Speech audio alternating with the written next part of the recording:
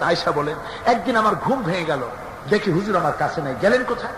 খুঁজতে খুঁজতে যায় দেখি মসজিদে নববীর ভিতরে হুজুর হাত তুলে বসে আছেন, মোনাজাত করতেছেন। আমি পেছনে গিয়ে হাত তুললাম, আমি শুনতে পাচ্ছি নবীজি দোয়া করছেন, রব্বুল আলামিন কিয়ামতের ময়দানে যেদিন সন্তান তার পিতাকে ভুলে যাবে, মা তার সন্তানকে হারায় ফেলবে, ওই কঠিন হাসরের ময়দানে আমি যেন আমার খাদিজাকে হারাইয়া না যাই।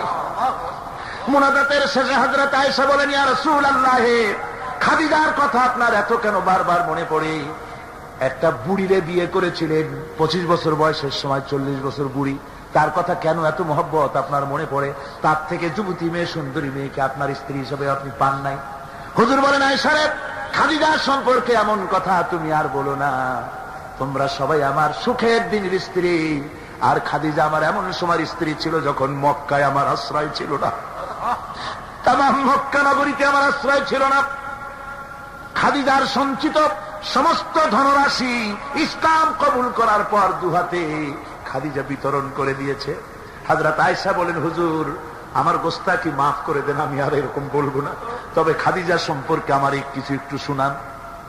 হুজুর বলেন, আয়েশা রে শোনো, গভীর রাত, যত রাত হোক না কেন, ইসলামের দাওয়াত দিয়ে দিয়ে গভীর রাত্রে আমি যখন বাসায় ফিরেছি, ঘরে এসেছি, দরজায় একটা মাত্র ডাক দিয়েছি, খাদিজা, অমনি দরজা খুলে গেছে।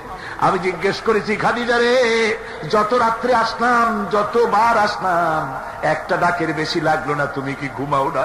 হযরতে খাদিজা বলেছেন, ইয়া রাসূলুল্লাহ, আমার মনের ভিতরে ভয় থাকে, আল্লাহর রাসূল দিনের খেদমতে বাইরে আছেন, আমি যদি আরামে বিছানায় ঘুমায় থাকি আর নবীজি দরজার কাছে দাঁড়ায় আমারে ডাকাডাকি করবেন, উঠতে যদি দেরি হয়ে যায় নবীজির সঙ্গে বেয়াদবি হয়ে যাবে, এই মনে করে আপনি না আসা পর্যন্ত দরজার সাথে পিঠ লাগাই আমি দাঁড়াইয়া দাঁড়াইয়া ঘুমাই। আমার ভাইরা, হযরতে খাদিজার ইজ্জত স্বয়ং আল্লাহ দিয়েছেন। কে দিয়েছেন?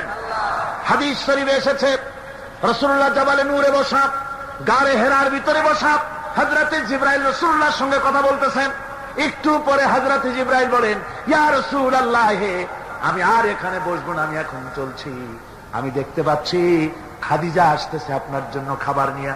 খাদিজা যখন আপনার কাছে পৌঁছে যাবে, আপনি খাদিজাকে শুনাই দিবেন, আল্লাহ রাব্বুল আলামিন খাদিজাকে সালাম জানাইছে। সুবহানাল্লাহ। রাসূলুল্লাহর কাছে হযরতে খাদিজা যখন আসলেন, হুজুর বললেন, খাদিজা, আজকে তোমার জন্য দারুণ সুখবর। বলে কি?